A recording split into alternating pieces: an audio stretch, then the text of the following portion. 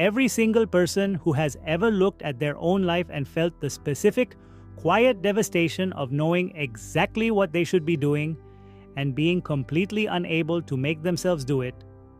Every person who has set the alarm and turned it off, started the diet and abandoned it by Thursday, opened the work file and closed it in favor of something easier, promised themselves that this time would be different, and watched with a kind of helpless familiarity as it became exactly the same. Those people are not weak, they are not broken, they are not fundamentally lacking in the character that other more disciplined people were somehow born with. They are simply operating without an accurate understanding of what self-control actually is, how it actually works in the human brain, and what it actually requires to build and sustain it in a world that has been engineered at extraordinary expense and with extraordinary sophistication to defeat it at every turn.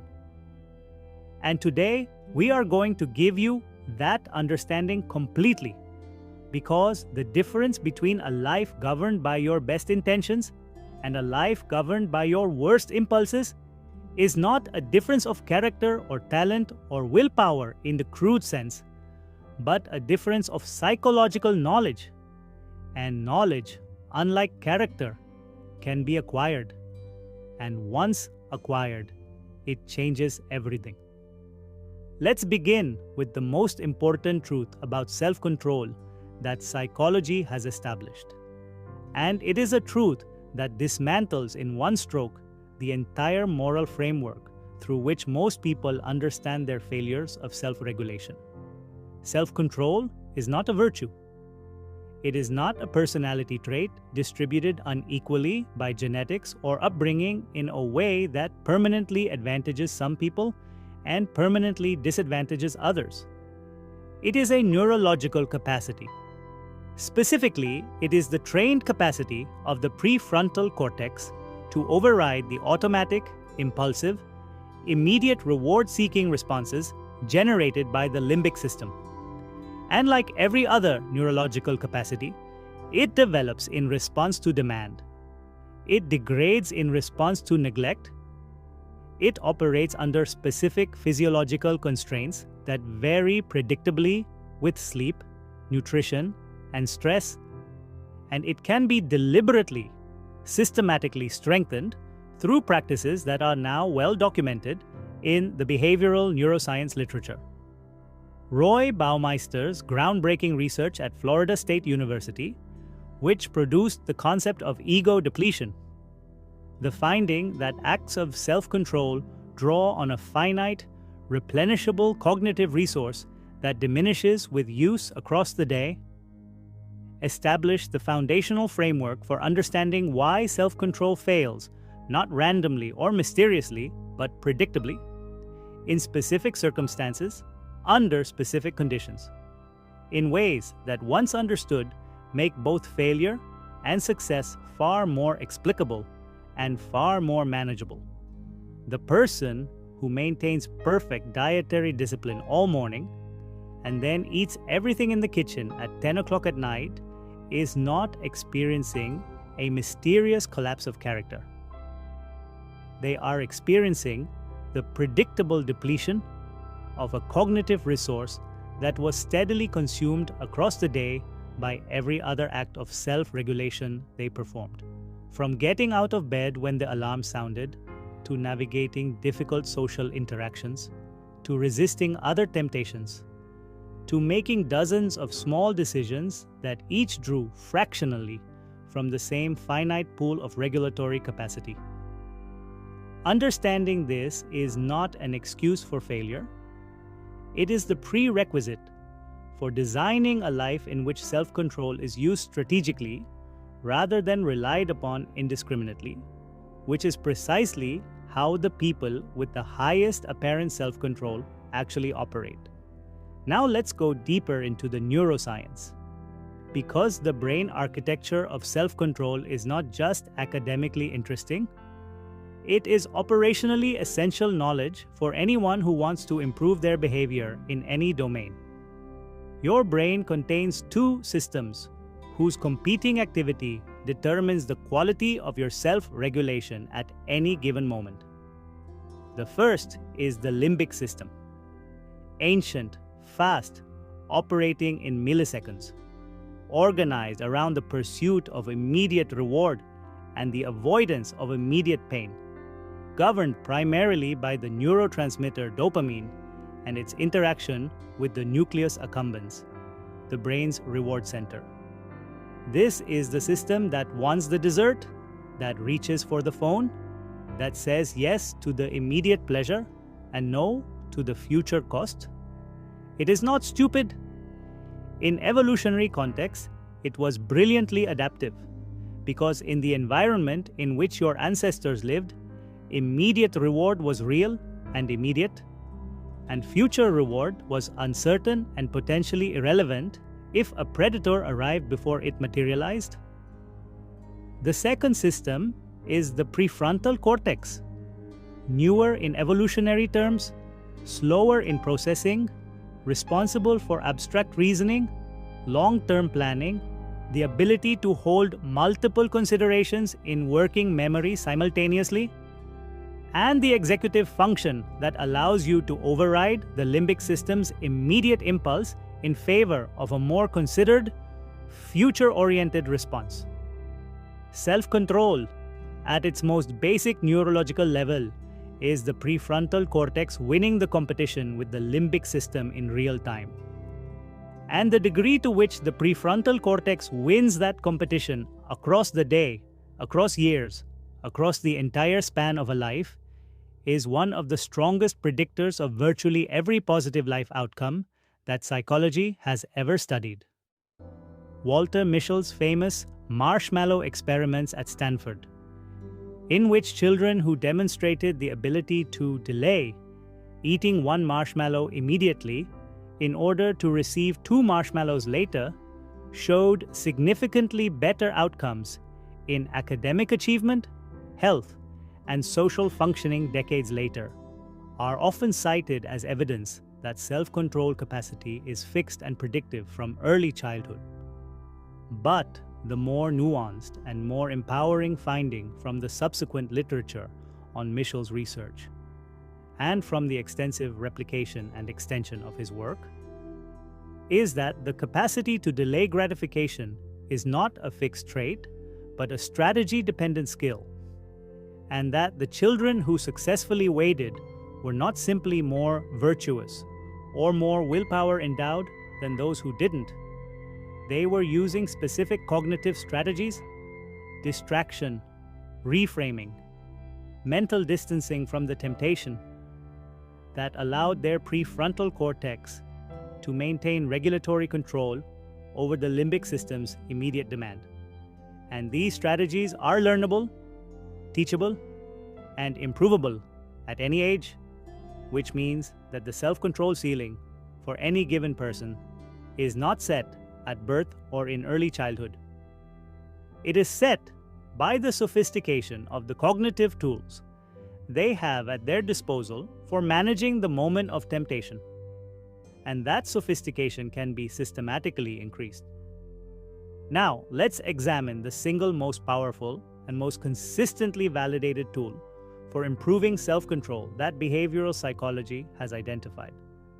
And that tool is not willpower in the crude sense of simply trying harder. It is what researchers call implementation intentions, a concept developed by psychologist Peter Gollwitzer and validated in hundreds of studies across dozens of behavioral domains.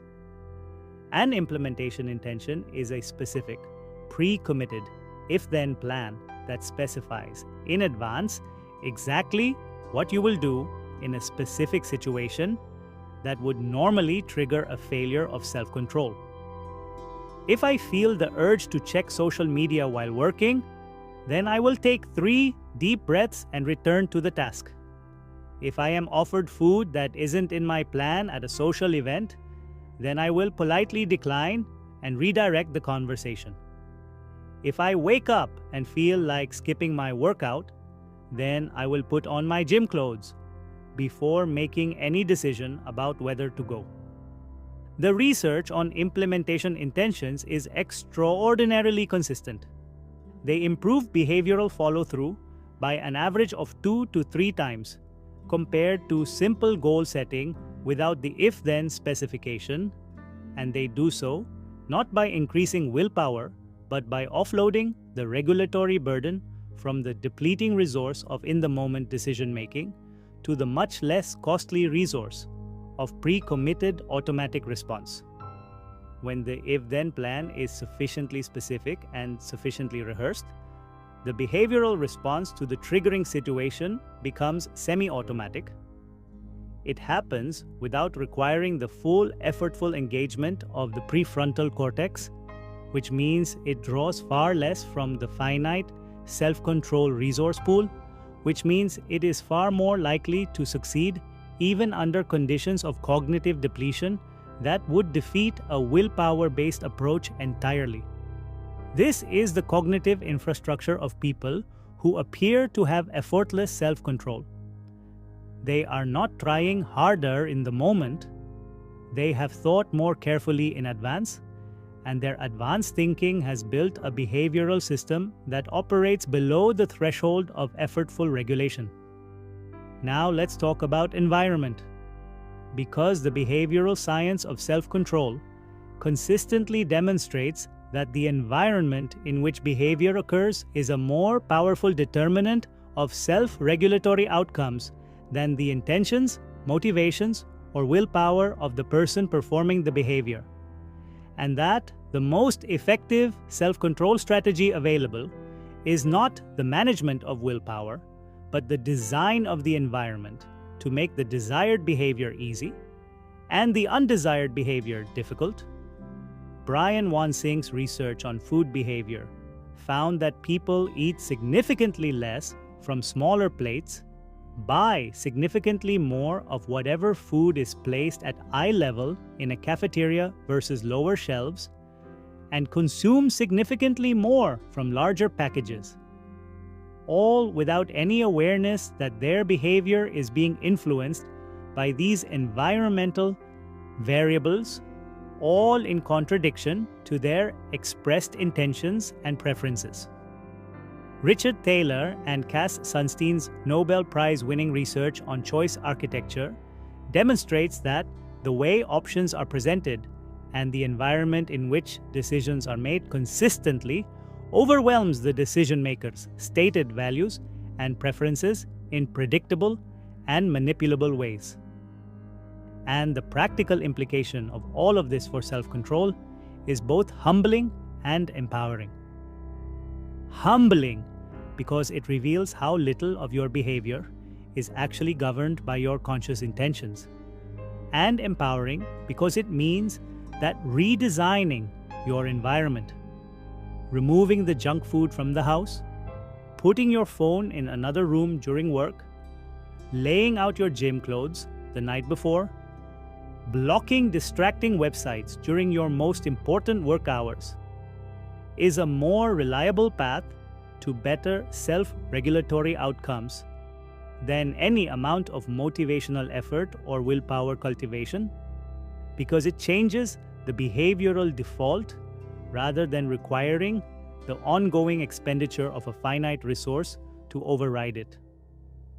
The person with the best self-control is not necessarily the person with the strongest willpower. They are frequently the person who has most intelligently arranged their environment so that willpower is least often required.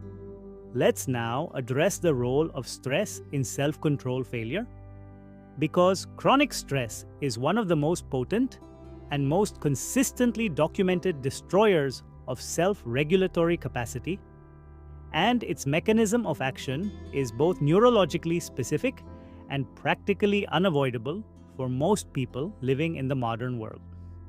When you are under chronic stress, the persistent, low-level, unresolved kind that most adults carry as an invisible but continuous background condition, your body maintains elevated levels of cortisol, the primary stress hormone, whose effects on the brain are directly antithetical to effective self-regulation. Cortisol impairs prefrontal cortex function, reducing its capacity for executive control and increasing its response latency, which means the prefrontal cortex is slower to engage and less effective when it does engage in the regulation of limbic impulses. Simultaneously, chronic cortisol sensitizes the amygdala and the reward circuitry of the limbic system, making it more reactive, more impulsive, and more responsive to immediate reward signals. In simple terms, chronic stress literally shifts the neurochemical balance of your brain away from the rational, long-term, impulse-controlling prefrontal cortex and toward the reactive, immediate reward-seeking limbic system, which is why people under stress eat more junk food, spend more impulsively, procrastinate more, sleep less, exercise less, and generally behave in ways that contradict their values and intentions more consistently than they do when their stress levels are managed. Any serious approach to improving self-control must therefore include a serious approach to managing chronic stress, not as a secondary consideration, but as a primary one, because the neurochemical environment of a chronically stressed brain is one in which prefrontal cortex-based self-regulation is fighting a biochemical headwind that no amount of behavioral strategy can fully compensate for. Let's now examine one of the most psychologically sophisticated and most practically powerful self-control techniques in the research literature. A technique that sounds almost absurdly simple, but whose neurological mechanism is both profound and well validated, which is the practice of psychological distancing from the moment of temptation. Research by Özlem Ayduk and Ethan Cross at Columbia and Michigan respectively found that the cognitive perspective from which you view a challenging situation dramatically affects the quality of your self-regulatory response to it. When you are psychologically immersed in a temptation, fully present in the immediate experience of wanting the thing you are trying to resist, your limbic system's immediate reward processing dominates your cognitive field, and the prefrontal cortex's longer-term considerations are psychologically distant and emotionally weak. But when you create psychological distance from the moment, by imagining you are advising a friend in your situation, by observing the scene from a bird's eye view rather than through your own eyes, by using your own name to refer to yourself rather than the first-person pronoun, which Cross calls distanced self-talk, you activate the prefrontal cortex's broader, more abstract, more future-oriented processing mode, which gives it a neurological advantage over the limbic system's immediate demand. The technique is extraordinarily accessible. Instead of, "I really want to check my phone right now," try, "Why does this person want to check their phone right now? And is that consistent with what they actually care about?" The third-person construction creates enough cognitive distance from the immediate emotional experience to allow the prefrontal cortex to engage with genuine analytical power, rather than simply trying to suppress a desire that is neurologically more immediate and emotionally more vivid than the abstract future benefits of resistance. And now, let's arrive at the final and most important psychological truth about self-control. The truth that transforms it from a daily battle against your own impulses into something far more sustainable, far more effective, and far more consistent with the actual psychology of lasting behavioral change. The most durable self-control is not the self-control of suppression, the gritted teeth, the white knuckles, the exhausting and ultimately unsustainable effort of continuously willing yourself not to do the thing you want to do. It is the self-control of identity, the self-regulatory consequence of having built a self-concept in which the desired behavior is the natural expression of who you are rather than a constant overriding of who you are.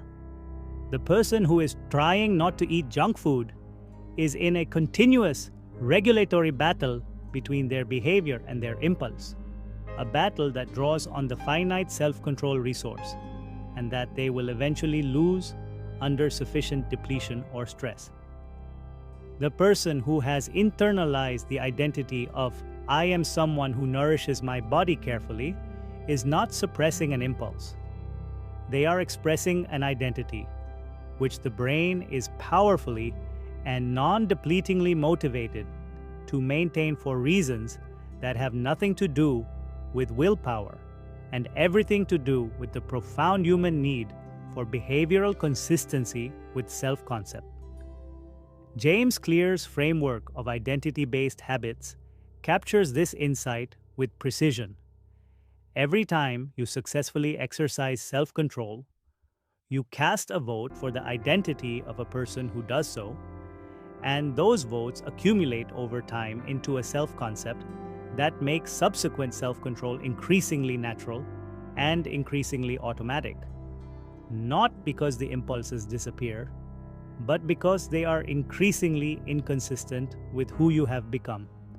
And the brain's powerful drive for identity consistency becomes, over time, the most sustainable source of self-regulatory energy that human psychology has ever identified. So, the path to extraordinary self-control is not the path of heroic perpetual willpower.